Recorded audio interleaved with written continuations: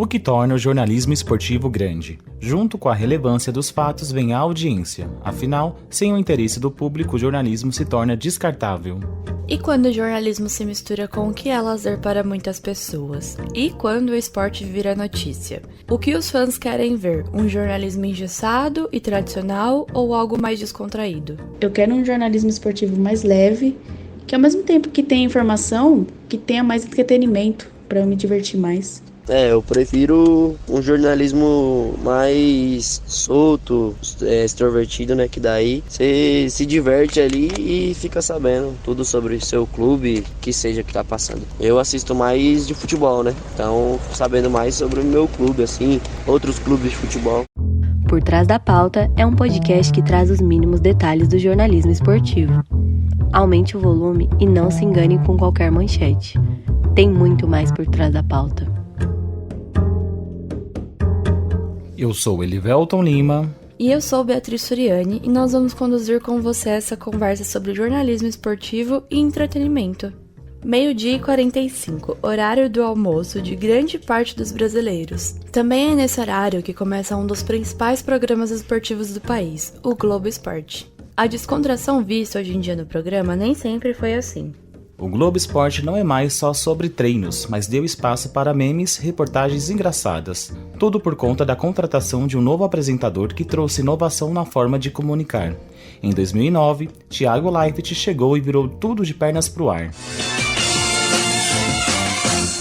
Boa tarde, que saudade de vocês. Eu tô de barba, olha só. Voltei de férias hoje, estava com saudade. Pelo jeito, o pessoal do estúdio não, porque aqui estou repleto de mensagens. Vou roubar um. A escravidão voltou. Eu era feliz e não sabia. Volta, Ivan. Volta, Ivana 2. Volta, Ivana. Ivan para sempre aqui nessa câmera 1 aqui. Obrigado, Sheila. Sheila é nossa operadora de GC aqui, de gerador de caracteres. Obrigado, viu? Eu tava com saudade. Pelo menos aqui o pessoal não tava. Ô, Zé, não chora, Zé. Ivan, volta aí, meu. Fica tranquilo. O pessoal sofrendo. Mas eu estou feliz de estar aqui, queria trabalhar. E olha quem vai me fazer companhia. Uma coisa que nunca ninguém tinha me falado, e eu já estava no Globo Esporte tinha 8 anos, e o Thiago chegou falando. Sabe qual é o público do Globo Esporte? Vocês sabem quem é o público do Globo Esporte? Sim, por pesquisa de audiência. O público do Globo Esporte, a maioria, é mulher com 50 a mais. São as pessoas que estão em casa nessa hora, que estão assistindo televisão. E a gente, entendeu? E a gente estava aqui fazendo jornal esportivo para homens que gostavam de futebol. Era isso que a gente fazia. Ele falava assim, sei lá, a pessoa pode estar na casa dela e ela não entender nada de esporte, mas se ela olhar para a televisão e achar engraçado, e ver uma imagem curiosa, uma música que chama atenção, pronto, ganhamos. Essa quem fala é Karine Dias, sim, com esse I agudo no final, que na verdade é um Y e lembra Muricy Ramalho, ex-técnico do São Paulo, como ela mesma disse. Há 21 anos, Karine trabalha na Globo e foi editora de texto do Globo Esporte durante toda a passagem do Thiago Leifert. Encontramos Karine Dias numa manhã de terça-feira na sede da Rede Globo em São Paulo. A conversa começou no estacionamento e terminou num verdadeiro tour pelo prédio de jornalismo da emissora. Com um tom de voz alto e fazendo muitos gestos com as mãos sempre que falava, a jornalista conta que no começo foi difícil. Aquele moleque, maneira como ela chamava Thiago Leifert, deixava ela roxa de raiva, assim como a camiseta que ela usava durante a nossa conversa. Nosso papo fez parecer que nos conhecíamos há anos. Primeiro que eu achava que o Thiago era um maluco, de verdade. Eu olhava e pensava, mano, esse moleque é muito louco, porque isso não vai dar certo. Eu tinha uma esperança enorme de que desse certo, queria muito que desse certo, mas eu achava que não ia dar certo. Os primeiros meses foram muito difíceis, foram difíceis com a tecnologia. Então, o diretor de TV não acompanhava o Thiago, porque o cara estava acostumado a cortar um programa de um apresentador que estava virado para frente e só virava o tronco para o outro lado para olhar para a câmera. E o Thiago ficava andando para lá e para cá, e sentava, e, enfim. Cara, tem a maior mosca do mundo aqui no meu telão, olha isso. Olha o tamanho. Não, isso aqui é uma mosca. Ela falou, não é da dengue, não é uma mosca gigante. Sai, velho. Trabalhar. Vai pra lá. Sai. Aí, ó. Seguinte, aqui, né? Essa. Não quero engolir Parar. Vai que eu engulo, aí vira um sucesso. Aí vai dar audiência. Cadê? Olha dela. Ela tá lá. Fica aí. As coisas mudaram e a equipe se adaptou. O que era jornalismo esportivo passou a se misturar com entretenimento, mas a linha entre o que é notícia e o que é diversão é tênue. Em nossa conversa, percebemos que ela apontava para todos os lados da sala de reunião dentro da redação do Globo Esporte. Karine Dias se anima muito ao lembrar que até o cara do áudio, como ela se refere, subia na redação para dar sugestões. O cara que assiste o Globo Esporte e o cara que assiste o Redação, ele sabe que o conteúdo não é o mesmo. Ele já sabe disso. E ele sabe onde ele tem que buscar o conteúdo dele. Então a gente pode se dar ao luxo de fazer o mais leve, sem ter o peso na consciência de que você não está praticando o jornalismo informativo, pesado, hard ali de notícia. Então a gente aprendeu a colocar a notícia no meio do entretenimento. Entendeu? A gente começou fazendo o contrário.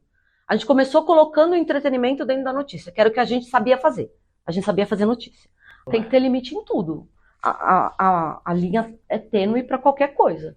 Numa matéria séria, que, sei lá, de uma tragédia que tenha acontecido, uma frase mal colocada ali, ferrou-se, certo? Então, essa linha tênue para você ficar cafona, brega, pedante, ela existe o tempo inteiro. Quando a gente está se comunicando, quando a gente está falando, escrevendo, qualquer coisa. O que acontece com o entretenimento, que eu acho que daí no esporte, é que a gente pode cair, a chance de cair no ridículo era mais fácil porque a gente estava lidando também com uma coisa que a gente não conhecia. Hoje, não estou falando que não acontece ainda, mas acontece muito menos do que acontecia na época do Thiago, entendeu? Renata Kuppen. Você provavelmente não conhece esse nome, mas já deve ter ouvido isso. Olha só, terminando o Globo Esporte, Corinthians joga hoje, Cruzeiro joga hoje, é o líder. Tudo isso amanhã pra vocês. Uma boa tarde. Ai. Senti o posterior, voz na consciência. Senti.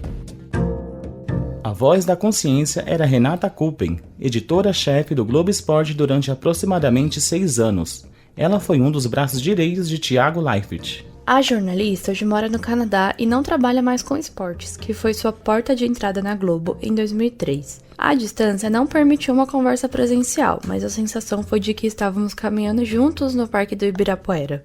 Renata Kuppen conheceu Thiago Leifert quando ainda eram estudantes da PUC em São Paulo. Ela ria ao lembrar do Thiago Leifert versão estudante, que era um DJ em festas e tinha piercing na sobrancelha. Eles perderam o contato porque ele foi estudar fora, mas os caminhos se cruzaram novamente quando o apresentador entrou na Globo, até então como repórter. A Leifertização ainda era só uma ideia na cabeça de Thiago. A primeira reportagem que ele mandou pra gente, pro Globo Esporte, pra gente avaliar, eu era a pessoa que fazia contato com as praças, e aí chegou para mim, e eu fui a primeira pessoa a assistir aquela matéria. Era uma matéria que ele tinha ido fazer como abelha, então ele foi sozinho com a câmera, era alguma coisa de skate, tinha a ver com uma ambulância, eu não sei não lembro mais o que era a história, mas era assim, tão fora da casinha do que era o Globo Esporte naquela época, que o Globo Esporte daquela época, ele era apresentado na frente de um croma, né, aquele fundo verde, com 2 câmeras, e era assim, corte câmera 1, câmera 2, câmera 1, câmera 2, e chamava a matéria, agora o Corinthians, agora o Palmeiras, agora o Santos, agora vamos ver uma história bonitinha de uma criança que faz esporte, não sei o quê. E era isso o Globo Esporte, na época, ele era super informativo e bem regradinho, assim. E aí caiu no meu colo a matéria do Thiago, eu assisti aquilo, eu falei, gente... Não vai dar, não vai caber nesse Globo Esporte, não dá. O formato abelha, que a jornalista cita, é como um faz-tudo, literalmente, como uma abelha operária. A entrevista com a Renata estava programada para ser de até 15 minutos, mas a conversa foi tão natural e espontânea que ficamos quase 2 horas na chamada de vídeo do Zoom. Ela já chegou na chamada dando um enorme sorriso e um oi super carismático, como uma pessoa que você vê e pensa, nossa, ela é muito feliz. Renata falou sobre tudo antes mesmo de perguntarmos, fazendo questão de deixar a nossa entrevista o mais leve possível. O tema principal foi a diferença entre o jornalismo esportivo tradicional e o jornalismo esportivo atual mais descontraído. Eu acho que a gente primeiro precisa separar dois assuntos. Um é o jornalismo convencional, né? O jornalismo que cobre notícias do mundo, de política, de rua, de polícia, né, do dia a dia. Esse é um jornalismo. O jornalismo esportivo, ele não tem como se desvincular do entretenimento, porque a gente tem que pensar no público que acompanha esporte. Quando você liga a TV ou você vai ao estádio, você está procurando uma forma de se entreter. Você quer se divertir, você quer se emocionar, você quer torcer, você quer vibrar, você talvez fique bravo, talvez fique com raiva, talvez, sabe? Você quer ter reações, você quer passar o tempo de um jeito intenso, vamos dizer, ou agradável que seja. Então, não tem como você desvincular uma coisa da outra. O jornalismo que você faz para cobrir esporte, você tem que ter em mente que as pessoas que estão buscando se atualizar sobre o time que elas torcem, ou sobre esporte, ou sobre o evento que vai acontecer, elas estão buscando entretenimento. Com toda essa mudança dentro do jornalismo esportivo, vale lembrar como eram abordadas as pautas em que precisava falar sobre diversidade, ou então, algo fora do tradicional e comum.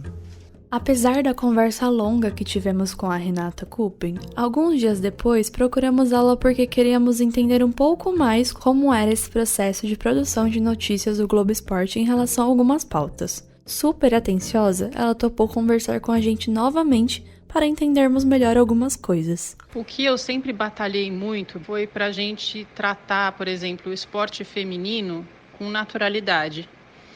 Para a gente parar de fazer pautas falando que a atleta... Eu lembro de uma reportagem que foi feita sobre a Mari, do vôlei, dizendo que ela era muito bonita, que ela chamava atenção e que, olha, até ela é atleta e mesmo assim ela gosta de se produzir e faz maquiagem antes do jogo. Eu odiava essas pautas, eu pedia pelo amor de Deus para não pautarem repórter desse jeito. E pedia para quando os repórteres fossem fazer reportagem com atletas mulheres, para que tratassem as atletas como atletas, né, como profissionais do esporte. Então, que a gente estava lá para ver o desempenho dela, a dedicação dela ao esporte, para a gente mostrar o resultado que ela teve, o esforço que ela fez, e quanto ela era brilhante naquilo que ela fazia. Para mim não me importava nada, né? Para ser bem educada aqui no que eu estou falando, não importava nada se ela estava maquiada ou deixava de estar maquiada, se ela estava perfumada ou deixava de estar perfumada, né? É porque as atletas do vôlei agora estão com a moda da trancinha. Dane-se, não me faz diferença nenhuma. Eu quero saber a cortada dela, se caiu, se cravou, né? O saque dela na quadra adversária. Era isso que eu queria saber. Então, era isso que eu pedia. Para as atletas serem tratadas como os atletas. E ponto final. Além do público comum, aqueles que são os protagonistas da notícia, os atletas, também acompanham o noticiário. Qual será a visão deles sobre essa nova era do jornalismo esportivo? Em 31 anos de vida, Isadora Cerulo viveu de dois lados da notícia, atleta e espectador, e não só no Brasil. A ex-jogadora de rugby nasceu nos Estados Unidos, mas é filha de pais brasileiros. Isso fez com que ela jogasse pela seleção brasileira. Apesar de construir boa parte de sua vida nos Estados Unidos e atualmente viver no país, Isadora morou no Brasil entre 2014 e janeiro de 2022. Os anos morando fora ficaram evidentes. A boa pronúncia do português em sua fala tem marcas de um sotaque americano. Os deslizes nas palavras não impedem o entendimento do tom crítico ao falar sobre a responsabilidade cidadã do jornalismo, que vai além do entreter. Eu sinto que quando é uma pauta específica, por exemplo, por mês do orgulho, e eu falo sobre meu relacionamento e o preconceito no Brasil, homofobia e tudo, é uma pauta mais crítica. E também não é lazer ler uma pauta assim, é mais, exige mais do leitor também, e quem vai engajar com a matéria sai um pouco desse eixo de entretenimento. Então, talvez Isso também, com o público geral, às vezes gera uma barreira de esporte é minha fonte de diversão, eu não quero colocar uma lente tão pesada nisso sempre. Eu prefiro consumir por lazer, e isso ser uma coisa que me traz algo leve, divertido, enfim. E eu acho importante lembrar que esporte não acontece numa bolha. Não é algo, é porque quem quer consumir, quer que seja algo leve, que não existem coisas não leves dentro do esporte. Eu acho que é um pouco dessa responsabilidade de cidadã, essa responsabilidade social de reconhecer que nada do que a gente faz, absolutamente nada do que a gente faz como ser humano pode existir dentro de uma bolha. E não é que tudo é politizado, é apenas reconhecer que todo ato e tudo que a gente faz é político, querendo ou não, porque existem estruturas de poder, existem essas hierarquias e, assim, pessoas dentro das normas e pessoas marginalizadas, e isso tudo dentro dessas estruturas de poder e opressão. E é super, assim, mais importante que tudo reconhecer que o esporte não é independente disso. E você, acha que o jornalismo e entretenimento podem andar juntos? Você é a favor dessa nova fase do jornalismo esportivo? O episódio de hoje fica por aqui. Abraços e até logo! Por Trás da Pauta é uma produção dos alunos do 8º semestre de jornalismo da Universidade Metodista de São Paulo. Produção de Caroline Michitoku Kado, Elivelton de Lima e Renan Liscay. Reportagem de Beatriz Suriani, Caroline Michitoku Kado, Elivelton de Lima, Melissa Arcanjo, Renan Liscay. Roteiro de Beatriz Suriani, Melissa Arcanjo e Renan Liscay. Edição de Estúdios de Jornalismo da Universidade Metodista de São Paulo. Trabalhos técnicos de Emerson Albernas. Orientação, Filomena Saleme. Esse episódio usa áudios da TV Globo.